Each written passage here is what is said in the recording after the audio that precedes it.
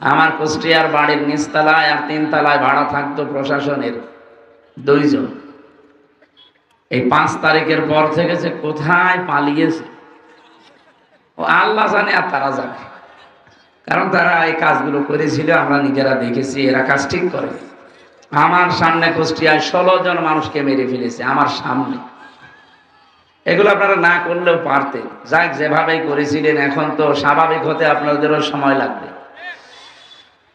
আপনারা জানেন আজকেই প্রায় 42 জন ডিসি এসপি বাংলাদেশের বিভিন্ন জেলায় যারা এই 3 নির্বাচনে বৈধ অবৈধভাবে হাসিনাকে টিকিয়ে রেখেছিল নির্বাচনের সময়, ডক্টর মোহাম্মদ ইউনূস সব এখন পাল্টিয়ে ফেলছে, অবসরে দিয়ে দিচ্ছে। তোরা চাকরিতে থাকা দরকার।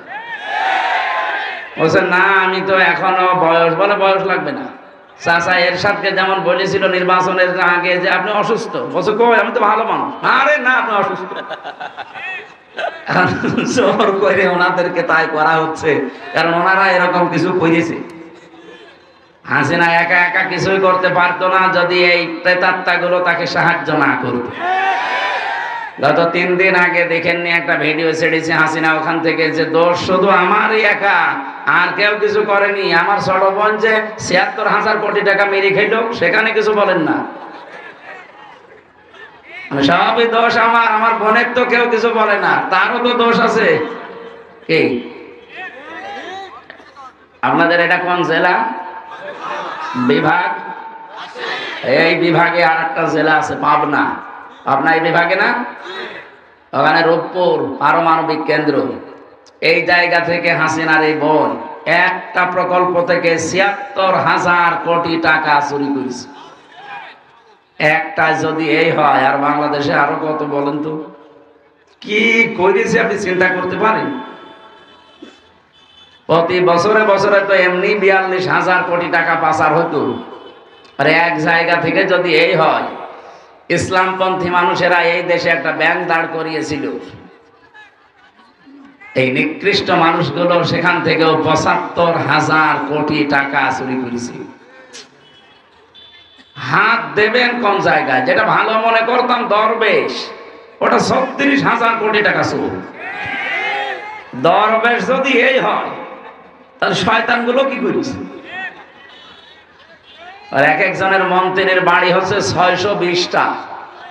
ভূমি মন্ত্রী ছিল একজন, বাড়ি কয়টা? ৬২০টা বাড়ি বানিয়েছে। فقد قال الله تعالى في كلامه المجيد وبرهانه التوحيد: أعوذ بالله من الشيطان الرجيم.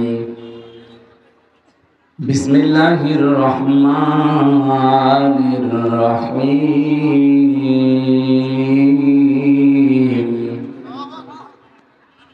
يا أيها الذين آمنوا من يرتد منكم عن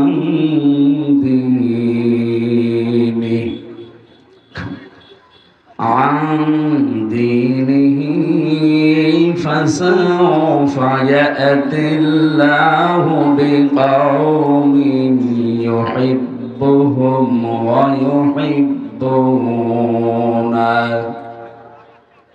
أذلة على المؤمنين أعزة على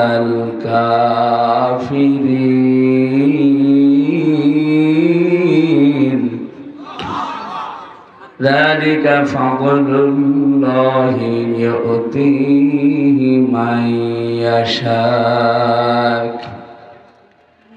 يجاهدون في سبيل الله لا يخافون لومة لائم ذلك فضل الله يؤتيه من يشاء والله واسع عليم.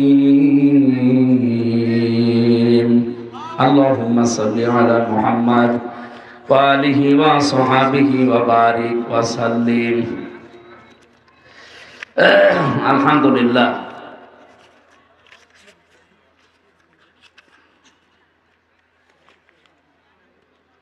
বাংলাদেশের ঐতিহ্যবাহী জেলা জয়পুরহাট সদর থানার অন্তর্গত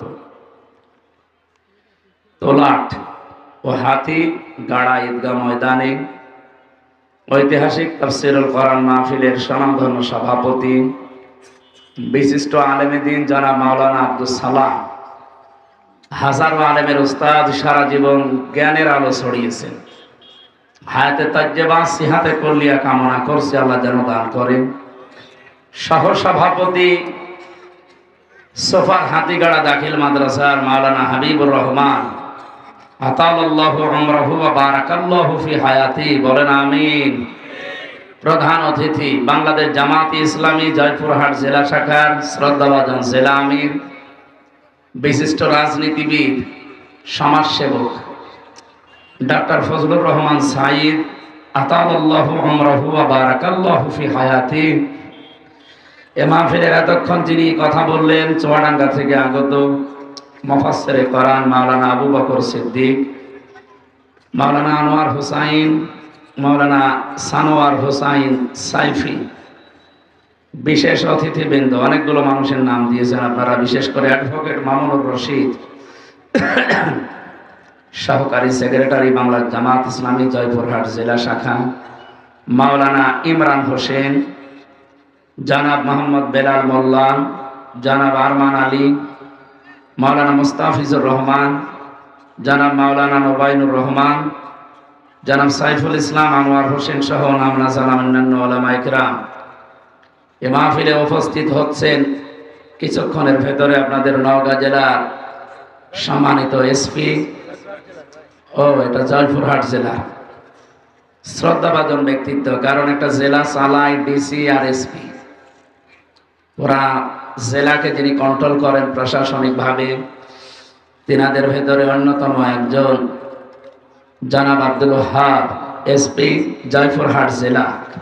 হায়াতে তাজ্জেবা সিহাতে কুল্লিয়া কামনা করছি, আল্লাহ যেন দান করেন, বলেন আমিন।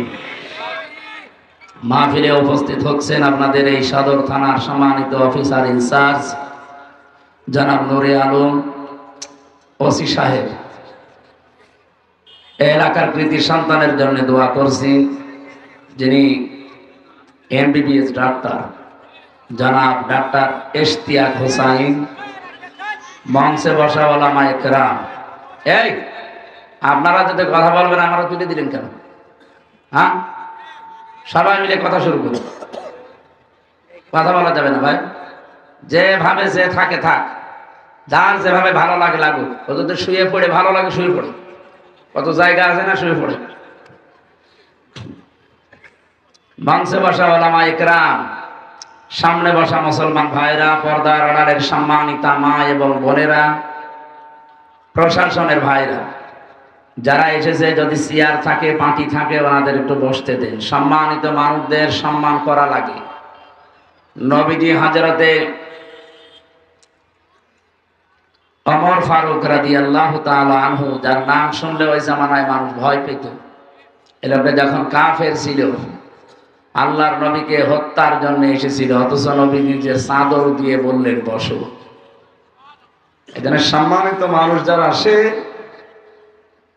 যে অবস্থারই হোক, প্রশাসনের ভেতরে এখনো পর্যন্ত অনেকের উপরে মানুষের রাগ আছে, এটা স্বাভাবিক, কারণ ওরা যেভাবে লাঠিয়াল বাহিনী হিসাবে ব্যবহার হয়েছে, আগামীতে প্রশাসন যেন কারো লাঠিয়াল বাহিনী হিসাবে ব্যবহার না হয়। আমার মনে হয় এদের বিভাগটা আলাদা করে দেওয়া দরকার। কোন নেতা গোতার কথা ওদের শোনার দরকার নেই, ওরা শুনবে জনগণের কথা, দেশের কথা। কিন্তু এই উল্টাপাল্টা মহিলা যা করে গেছে, এখন শোধ তুলতে হচ্ছে ওনাদের জীবনের উপরে। আমার কুষ্টিয়ার বাড়ির নিচতলায় আর 3 তলায় ভাড়া থাকতো প্রশাসনের 2 জন। এই 5 তারিখের পর থেকে যে কোথায় পালিয়েছে ও আল্লাহ জানে আর তারা জানে, কারণ তারা এই কাজগুলো করেছিল, আমরা নিজেরা দেখেছি। এরা কাজ ঠিক করে। আমার সামনে কুষ্টিয়ায় 16 জন মানুষকে মেরে ফেলেছে, আমার সামনে। এগুলো আপনারা না করলেও পারতেন। যাক, যেভাবেই করেছিলেন, এখন তো স্বাভাবিক হতে আপনাদেরও সময় লাগবে। আপনারা জানেন আজকেই প্রায় 42 জন ডিসি এসপি বাংলাদেশের বিভিন্ন জেলায়, যারা এই 3 নির্বাচনে বৈধ অবৈধভাবে হাসিনাকে টিকিয়ে রেখেছিল নির্বাচনের সময়, ডক্টর মোহাম্মদ ইউনূস সব এখন পাল্টিয়ে ফেলছে, অবসরে দিয়ে দিচ্ছে। তোরা চাকরিতে থাকা দরকার। বলছে না, আমি তো এখনো বয়স, বলে বয়স লাগবে না। চাচা এরশাদকে যেমন বলেছিল নির্বাচনের আগে যে আপনি অসুস্থ, বলছে কই, আমি তো ভালো মানুষ। আরে না, আপনি অসুস্থ। জোর করে ওনাদেরকে তাই করা হচ্ছে, কারণ ওনারা এরকম কিছু করেছে। হাসিনা একা একা কিছুই করতে পারতো না যদি এই প্রেতাত্মাগুলো তাকে সাহায্য না করত। গত 3 দিন আগে দেখেননি, একটা ভিডিও ছেড়েছে হাসিনা ওখান থেকে, যে দোষ শুধু আমারই একা, আর কেউ কিছু করেনি। আমার ছোট বোন যে ৭৬,০০০ কোটি টাকা মেরে খেলো, সেখানে কিছু বলেন না। সবই দোষ আমার, আমার বোনের তো কেউ কিছু বলে না, তারও তো দোষ আছে। কি আপনাদের এটা কোন জেলা বিভাগ? এই বিভাগে আর একটা জেলা আছে, পাবনা। পাবনা এই বিভাগে না? ওখানে রূপপুর পারমাণবিক কেন্দ্র।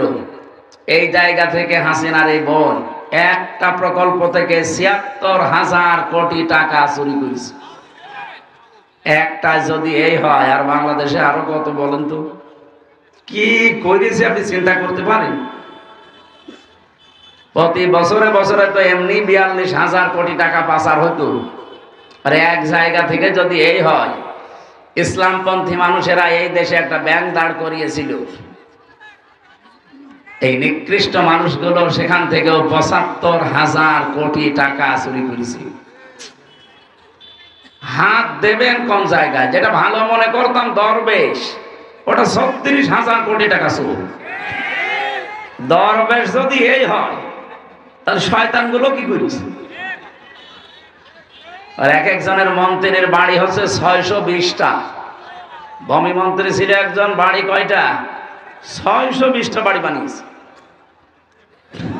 কারেন্ট চলে গেল নাকি? এই আপনাদের নিশ্চয় থাকেন, ওনারা বিদ্যুৎ ঠিক করে দেবে।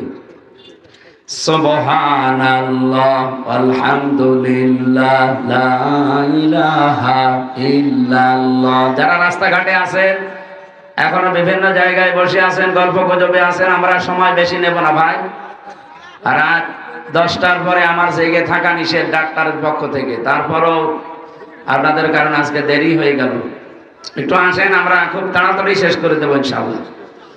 আজকের তেলাওয়াত কিন্তু আয়াত আমার মনে হয় বাংলাদেশের সাথে খাপের খাপ, মমতাজের বাপ মিলে যাবে ইনশাআল্লাহ।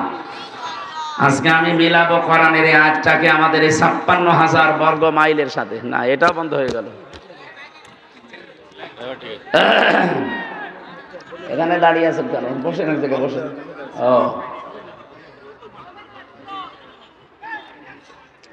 সুতরাং ডাক্তার ফজলুর রহমান সাইদ সাহেব যেটা বলছিলেন, যে কোরআনের আইন যদি এদেশে জারি হয়, প্রশাসনে এখনো পর্যন্ত অনেকে মনে করছে যে না জানি আবারও আমাদের অবসরে দিয়ে দেয় নাকি বাধ্যতামূলক। না, যারা আছেন, যদি সত্যি কোরআনের আইন এদেশে চালু হয়ে যায়, আপনাদেরকে দিয়ে এই দুর্নীতি দমন করানো হবে। খালি আইন থাকবে কোরআনের। কিসের? এখন যেহেতু চলছে ডক্টর কামালের তৈরি করা সংবিধান, এটা দিয়ে যে কিছু হয় না, এই ৫৪ বছর আমরা প্রমাণ পেয়ে গেছি। এই সংবিধান মেনে বাংলাদেশে যা হচ্ছে এই ৫৪ বছরে, দেখেন, চোর জেলে যায়, ডাকাত হয়, ডাকাত জেলে যায়, খুনি হয়, গাঁজাখোরকে জেলে দেয় পুলিশে, ও ভেতরে যে গাঁজার গাছ লাগায়। আমি নিজে পেয়েছি, আমি যে জেলে ছিলাম ৩টা বছর, আমার নিচতলায় একজন ছিল আসামি, এই যে এই বয়সে, গাঁজাখোর। ও ভেতরে বোতলের মুখ কেটে মাটি দিয়ে ওর ভেতরে টব বানিয়ে গাঁজার গাছ লাগিয়েছে।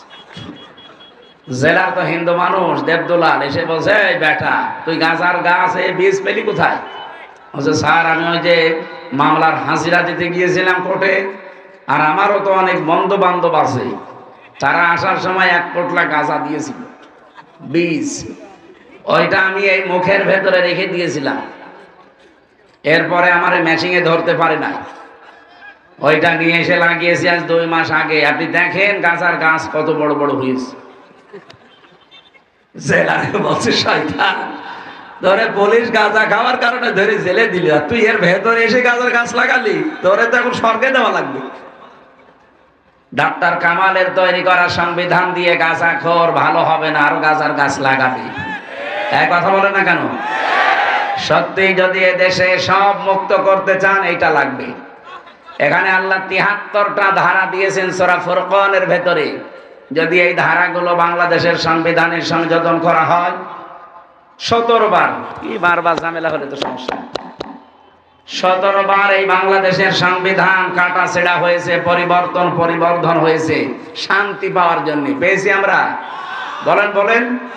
এমনকি এখনো এই 3 দিন যা চলছে আপনি দেখতে পাচ্ছেন কি অবস্থা। ভালো মানুষ পিটিয়ে জবাই করছে, এরপরে জিনিসপত্র যা আছে নিয়ে নিচ্ছে। মানুষের বিবেক আজ কোথায় গিয়ে দাঁড়িয়েছে।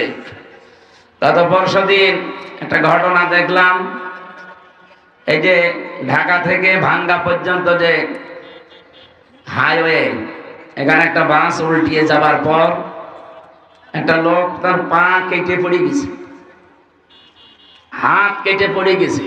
মানে এমন জায়গায় লেগেছে ধাক্কা, ওর হাত আর পা দুইটাই কেটে পড়ে গেছে। অনেকগুলো মানুষ মারাও গেছে।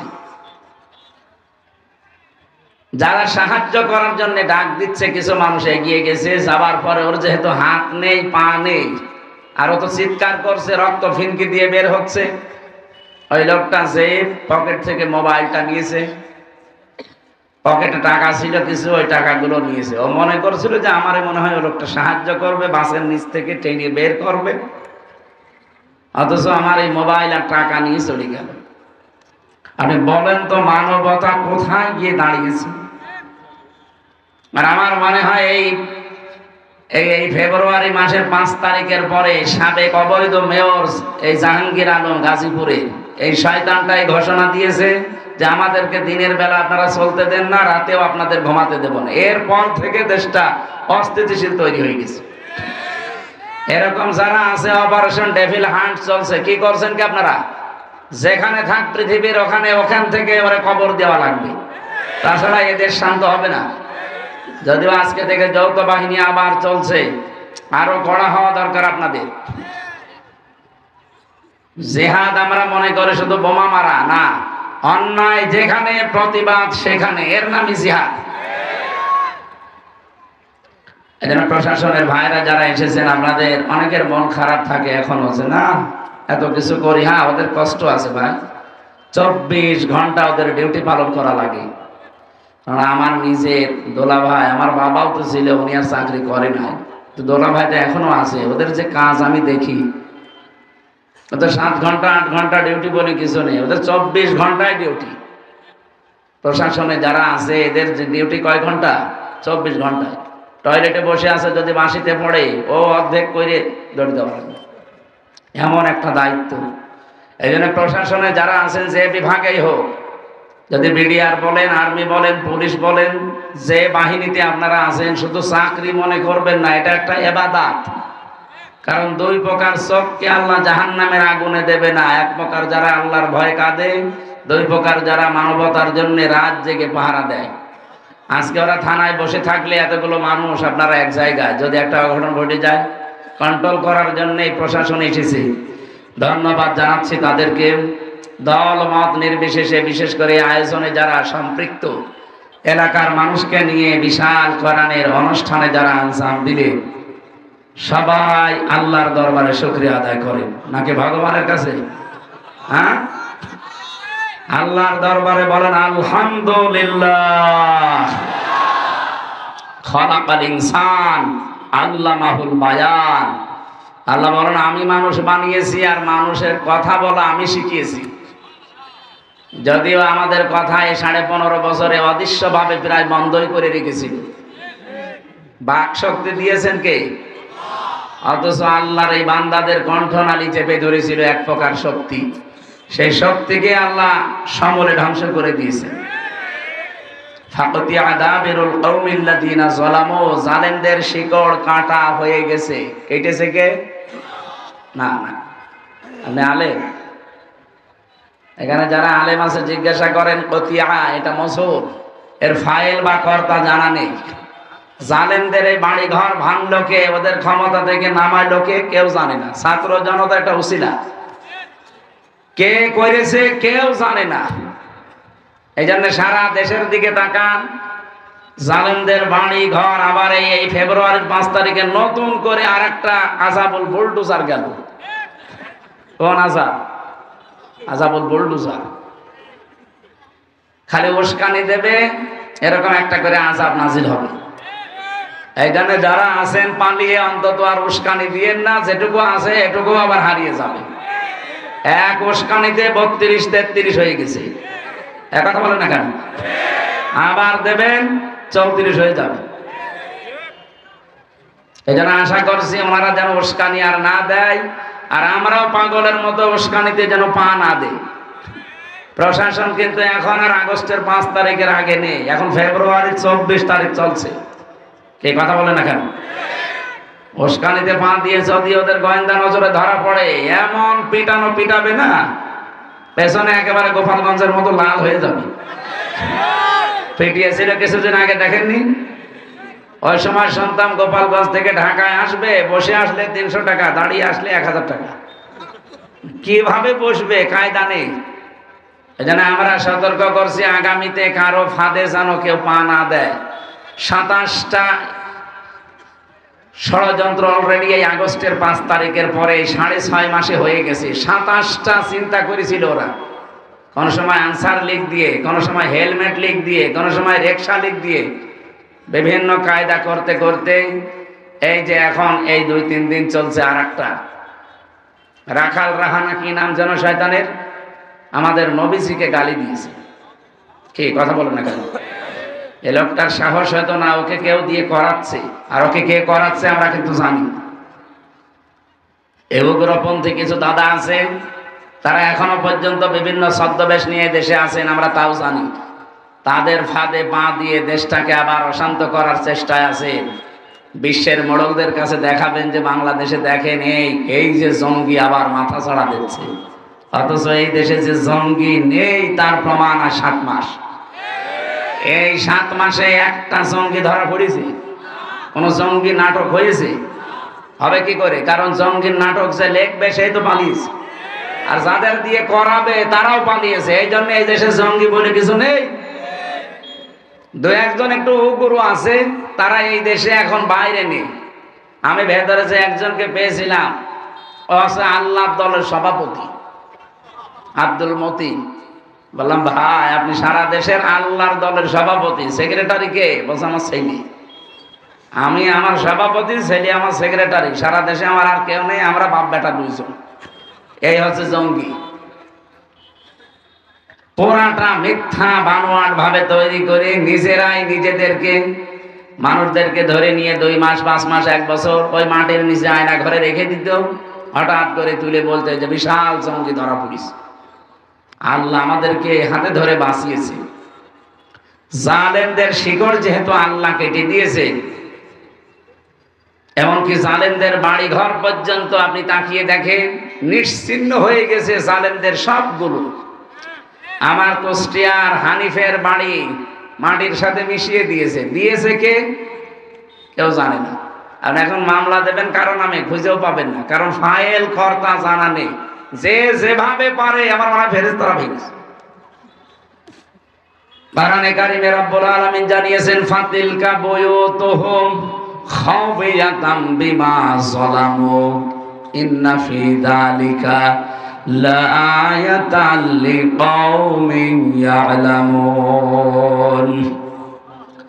সূরা নমলের 52 নম্বর আয়াতে আছে, আল্লাহ বলেন এই সেই ঘরগুলো, ফাতিলকা বুয়ুতুহুম, বাইতুন দেননি, বুয়ুত বহু বচন, আবার জমির দিয়েছেন হিম। আল্লাহ বলেন এই সেই ঘরগুলো পড়ে আছে কেন জানেন? খাওফিয়াতান, আজকে জনশূন্য, ওজার গৃহ হয়ে গেছে, পরিত্যক্ত হয়ে পড়ে আছে, বিমা যালামু, এদের জুলুমের কারণে। কি বুঝলেন এই আয়াত থেকে? জালেমদের এত বড় শিকড় আপনি চিন্তা আনতে পারবেন না। আমি রিমান্ডে টের পেয়েছিলাম যে ওদের শিকড় কত নিচে। এই দেশে ইউনিয়নের দারোয়ান থেকে শুরু করে একেবারে সংসদ পর্যন্ত থরে থরে সব সাজানো ছিল। এখনো আছে জালেমদের ওই দোসরগুলো এখনো আছে। এই জন্যই তো ইউনূস পাল্টাচ্ছে, বাধ্যতামূলক বলছে তো অসুস্থ চলিতা। আসলে ওইগুলো অসুস্থ মানসিক ভাবে। ওদের শিকড় এত নিচে ছিল, তারপরও যদি কেটে ফেলে, আগামীতে অনেকেই চিন্তা ভাবনায় আছেন আগে সিয়ার পাই কি করবেন আপনি। সিয়ার পেয়ে যদি সত্যি ওদের মতো আচরণ করেন, জাহান্নামা লিল কাফিরিনা হাসীরা। সূরা বানী ইসরাঈল ৮ নম্বর আয়াতের শেষের দিকে আল্লাহ জানিয়েছেন, তোরা যদি ওইরকম করিস, ওদের সাথে যা করেছি তোদের সাথে ওইটা করব। ইন্না ফি যালিকা লাআয়াতান লিকাওমি ইয়ালামুন। লামে তাকিদ। আল্লাহ বলেন অবশ্যই এর ভেতরে শিক্ষা আছে ওই মানুষগুলোর জন্য যারা জ্ঞানী। এই জন্য আগামীতে যারা আসবেন, কারা আসবেন আমি জানি না, যারা আসবেন তারা যদি এই জালেমদের মতো আচরণ আরম্ভ করেন, আল্লাহর কসম আপনাদের কেউ বাড়িঘর 5 বছর পরে উজাড় গৃহ হয়ে যাবে। বলেন বলেন, আপনাদের বাড়িঘর শ্মশান বানিয়ে দেবে। দেবে কে? না, আপনাদের তো বোঝাতে পারলাম, কুতিয়া বললাম, ফাইল কর্তা জানা নেই। দেবে কে? কেউ জানে না। দেবে কে? এই জন্য আচরণ ঠিক করে। অনেক মানুষ দেখতে পাচ্ছে আগস্টের 5 তারিখের পর থেকে যা আরম্ভ করেছেন, জনগণ কিন্তু এখন খুব সচেতন। এরা কিন্তু অলরেডি বুঝে ফেলেছে। এক কথা বলে না কেন? বদরউদ্দিন ওমর নাম শুনেছেন এই লোকটার? আজকে একটা সাক্ষাৎকার দিয়েছে। উনি জানাচ্ছে বাংলাদেশ জামাত ইসলামীকে যে দোষ দেওয়া হয়, উনি একজন মুক্তিযোদ্ধা। উনি বলছে যে দোষ দেওয়া হয় এটা পুরা হিংসা করে আর মিথ্যার উপরে ভিত্তি করে।